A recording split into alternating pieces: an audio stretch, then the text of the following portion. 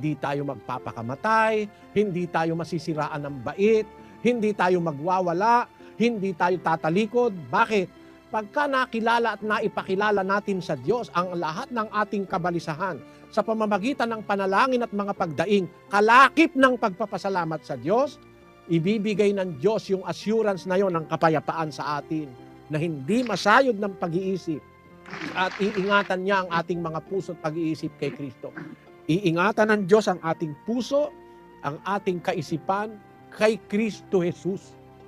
Pagka na kay Kristo ang isip mo at puso, nasa ilalim ng pag-iingat ng Diyos, mas mahigit yung kaysa sa nasa kahadiyero. Mas mahigit yung kaysa sa nasa safety deposit box ng bangko. Pagka ang ating pag-iisip at yung ating mga puso'y iningatan ng Diyos kay Kristo, nakakatiyak tayo ng pag-iingat ng Diyos na yun hindi magbubunga sa atin ng masama.